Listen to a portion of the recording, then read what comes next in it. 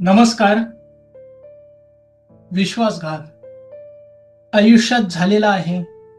आता काय करायचंय समजत नाही आणि ह्याच्यातनं बाहेर कसं पडायचं आहे, ह्या गोष्टीला मार्ग मिळत नाहीये. याच विषयावरती आज आपण सविस्तर समजून घेणार आहोत. विश्वासघात आयुष्यात का होतो? याचं एक्झॅक्टली कारण काय आहे?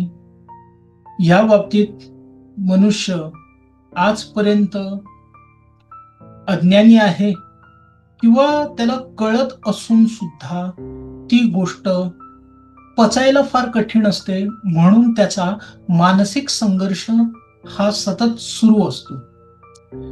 बघा, जर वर्तमानातल्या सिच्युएशन नुसार आपण जर विश्वासघात बोललो, तर विश्वासघात हा आपल्या वैयक्तिक चुकीमुळे की आपण एखाद्या माणसावरती विश्वास ठेवलेला आहे, आपल्या चुका झालेल्या आहेत किंवा आपण प्रेम केलं, त्याच्यावरती इतका विश्वास दाखवला, निस्वार्थी भावनेने त्याच्यासाठी काहीतरी करण्याचा प्रयत्न केला आणि त्यांनी त्या गोष्टीची कदर ठेवली नाही.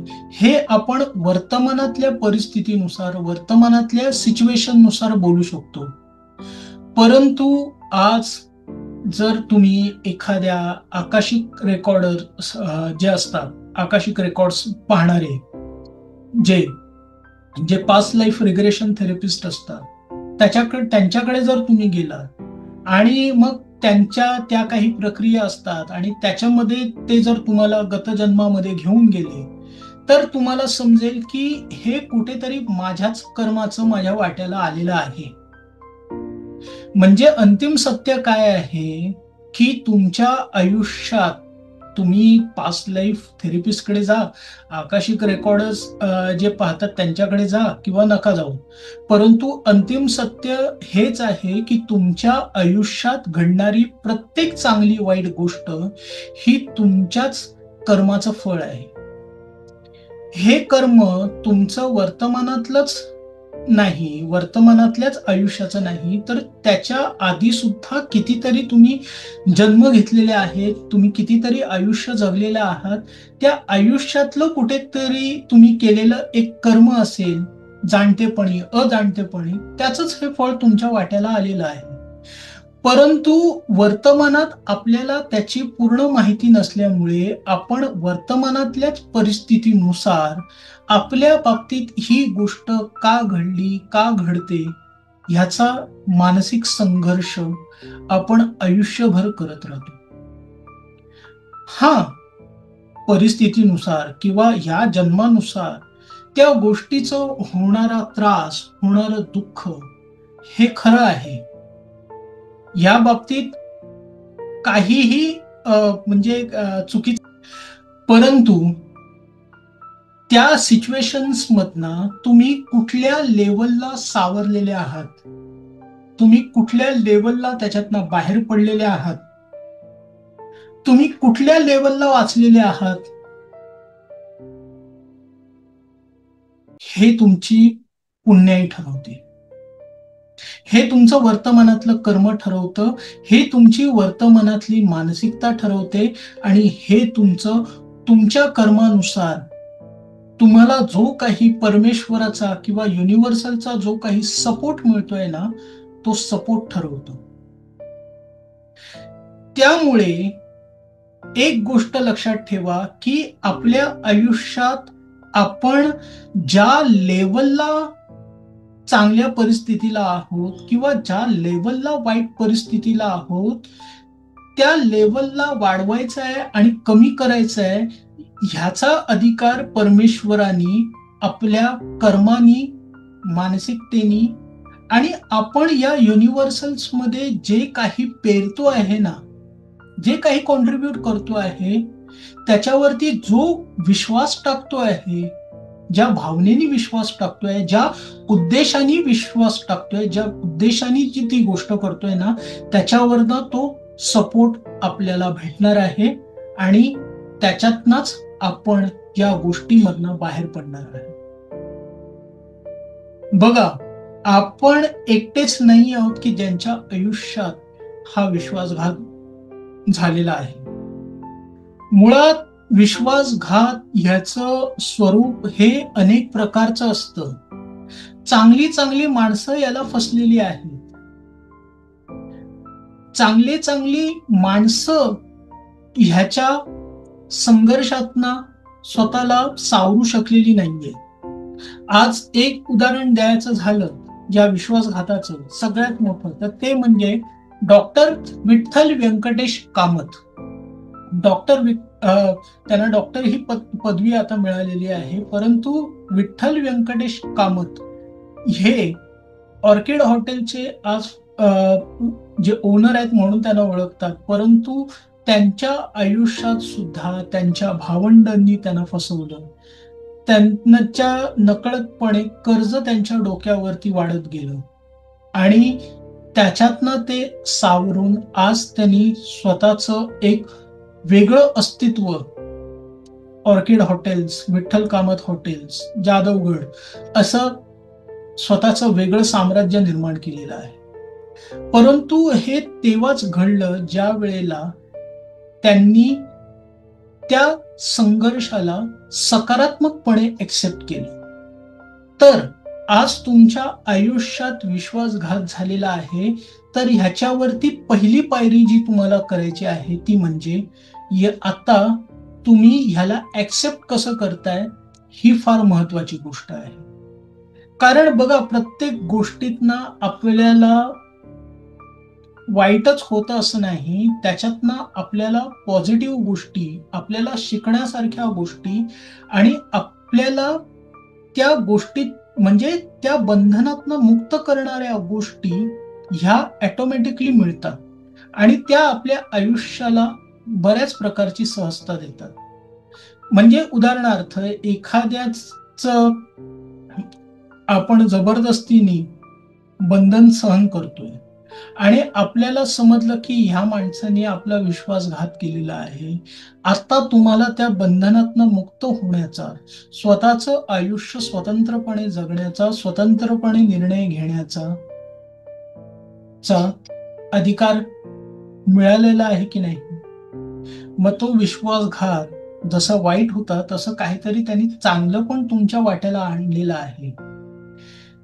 बघा, कुठलीही गोष्ट तुमच्या आयुष्यात तुम्हाला काय देणार आहे ही तुमची मानसिकता, तुमचे कर्म आणि तुम्ही घेत असलेला युनिव्हर्सल सपोर्ट ठरवते. ते चांगलं आहे का वाईट आहे. त्यामुळे आयुष्यात त्या गोष्टीला सकारात्मकपणे घ्या. त्याच्यातनं काय शिकायला भेटलेलं आहे, त्याच्यातनं तुम्ही स्वतःला किती घडवणार आहात. कारण त्याच्यातनं दोन गोष्टी कळतात. एक म्हणजे आपल्या आयुष्यात कुठली माणसं संधी निर्माण करतात आहेत आणि कुठली माणसं आपल्या बरोबर आपल्या फायद्यासाठी आलेले आहेत आणि आपल्या कुठल्या ना कुठल्या पद्धतीने आपला तो विश्वासघात करत असतात, हे आपल्याला समजते. मग आपण कुठल्या माणसांना संधी द्यायची आहे आणि कुठल्या माणसांना आपल्या आयुष्यातनं काढून टाकायचं आहे हे देखील आपल्याला त्याच्यातनं समजते. अशा बऱ्याच गोष्टी तुम्ही शिकू शकता त्याच्यातनं. तर ही गोष्ट पहिली ध्यानात ठेव. त्याच्यानंतर दुसरी गोष्ट, ह्याच्यामध्ये आपले, जसं मी सांगितलं की हे आपल्या कर्माचं जे काही आहे ते फळ आहे, परंतु ह्याच्यामध्ये आपल्या कर्माची अनेक वाईट फळं दूर करण्याची सुद्धा संधी असते. आता ती कशी? बघा, ज्या वेळेला तुमचा विश्वासघात होतो त्यावेळेला तुम्हाला हसणारी, तुम्हाला नावं ठेवणारी माणसं, तुमच्यावरती दोष दाखवणारी माणसं, ह्यांना एक उत्तम संधी मिळते. त्यांना एक आणखीन आनंद होतो, एक प्रकारची प्रसन्नता होते की हा इतरांना ज्ञानाचे उपदेश पाजतो आहे, इतरांना हा इतकंच काही सांगण्याचा प्रयत्न करतोय, ह्याच्या स्वतःच्या आयुष्यात मग हा का नाही सावरू शकला. अशा पद्धतीने ते तुम्हाला कुठल्या ना कुठल्या प्रकारे दोष देण्याचा प्रयत्न करतात. तुमच्या अस्तित्वावरती, तुमच्या जी काही तुमचे स्किल्स आहेत, तुमच्या ज्या काही पॉझिटिव्ह गोष्टी आहेत त्याच्यावरती बोट दाखवण्याचा प्रयत्न करतात. पण मग ह्याच्यात चांगलं कसं? तर याला कर्माच्या नियमामध्ये कल्याणकारी आत्मक्लेश असं म्हणतात. कल्याणकारी आत्मक्लेश म्हणजे काय, की ज्याच्यामध्ये आपण एखाद्याचं जो दोष आहे, एखाद्याची निंदा नालस्ती आहे, जी आपण एक्सेप्ट करतोय, सहन करतोय, त्याच्यावरती काही रिस्पॉन्स देत नाहीये किंवा त्याच्यामधनं आपल्यामध्ये सुडाची भावना निर्माण होत नाहीये. कारण ही पुसट गोष्ट एक सर्वसामान्य माणूस समजत नाही.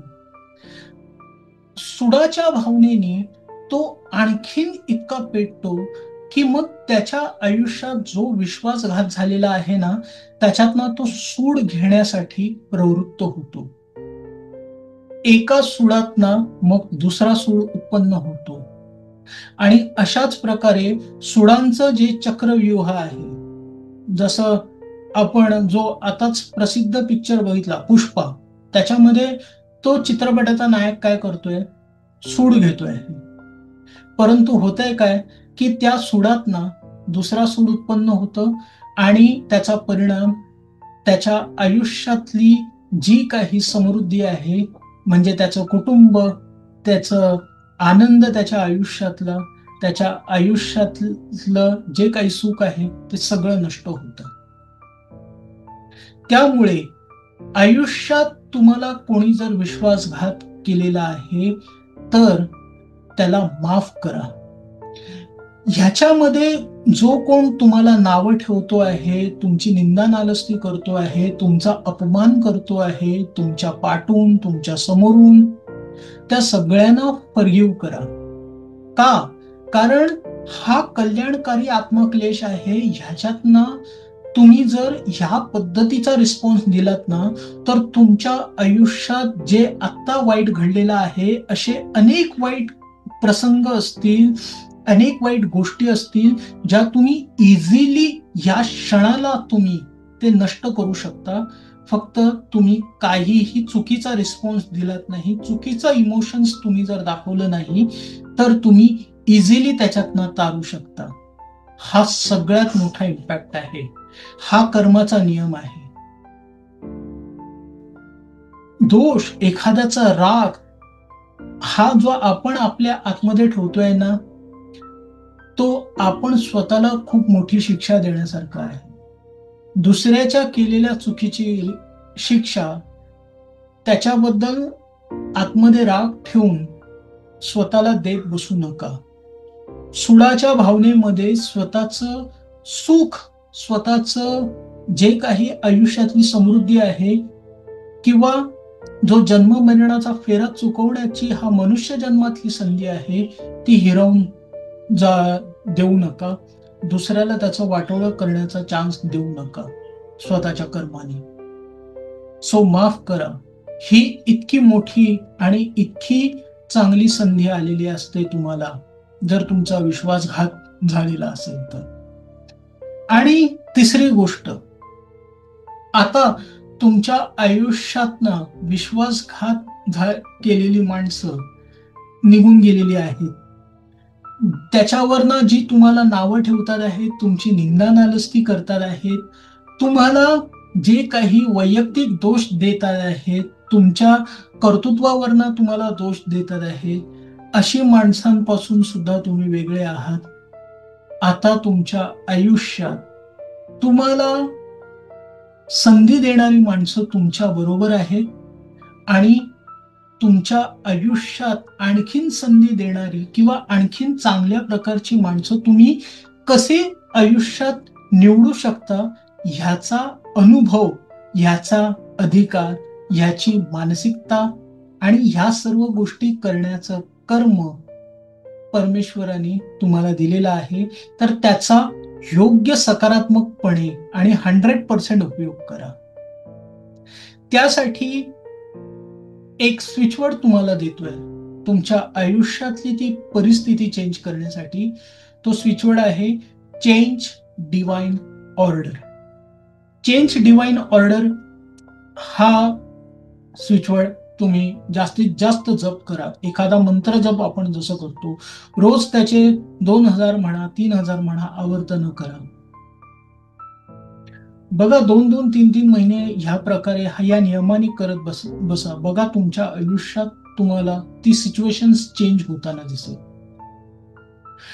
आणि दुसरी गोष्ट, जे तुमचं श्रद्धास्थान असेल, तुम्ही तुमचं गुरुचं स्थान असेल, तुमचं इष्टदेवता, कुलदेवता ज्याला तुम्ही मानत असाल, एक टायमिंग आहे 10 वाजून 10 मिनिटं. 10 वाजून 10 मिनिटं या टायमिंग वरती तुमचं जे कोणी श्रद्धास्थान आहे त्यांचं स्मरण करा आणि त्याला प्रार्थना करा की माझ्या आयुष्यात आता एक सकारात्मक आणि नवीन सुरुवात झालेली आहे. ही माझी प्रार्थना स्वीकार आणि त्याला पूर्णत्व प्रदान कर, तुझा आशीर्वाद दे. बघा तुमच्या आयुष्यात तुमची इष्टदेवता, तुमचं श्रद्धास्थान तुम्हाला ती नवीन सुरुवात करण्यासाठी मदत करायला सुरुवात करेल. आणि आपल्या आयुष्यात तुमचं ज्यांनी वाईट केलेलं आहे किंवा जे अजूनही वाईट करतात आहेत कुठल्या ना कुठल्या प्रकारे, त्यांना माफ करा. आणि या युनिव्हर्सल्स मध्ये निस्वार्थ भावनेने, निष्काम पद्धतीने काहीतरी पेरण्याचा प्रयत्न करा. एवढं केलं ना तुम्ही, तुमच्या आयुष्यातले अशी कितीतरी प्रसंग, कितीतरी नुकसान, कितीतरी विश्वासघात तुम्ही टाळू शकता. कारण आयुष्यात आपल्याकडे किती गोष्ट आहेत, कुठल्या लेवलला आहेत चांगल्या, त्या महत्वाच्या नाही आहेत. ज्या गोष्टी आपल्याकडे आहेत त्या आपल्याला सावरतात आहेत का, आपल्याला मदत करतात आहेत का, आपल्याला आनंद देतात आहेत का, समाधान देतात आहेत का, हे फार महत्वाचं आहे. आणि ही गोष्ट कधीही विसरू नका. आणि आपल्या आयुष्यात समृद्धीच्या दिशेने सुरुवात करा. नवीन काहीतरी तुम्हाला आयुष्यात संधी मिळालेली आहे या भावनेने सुरुवात करा. बघा तुमच्या आयुष्याला एक वेगळं वळण मिळत जाईल आणि ती गोष्ट तुम्ही आयुष्यात सुख देणारी आणि यश देणारीच म्हणून ठरेल. तर सुरुवात करा. तोपर्यंत आज्ञा मागतो. भेटूया पुढच्या व्हिडिओमध्ये. व्हिडिओ आवडला तर लाईक करा, शेअर करा आणि अशा व्यक्तीकडे नक्की पाठवा ज्याच्या आयुष्यात ही गोष्ट घडलेली आहे आणि त्या संघर्षात तो अजूनही फसलेला आहे. थँक्यू. धन्यवाद.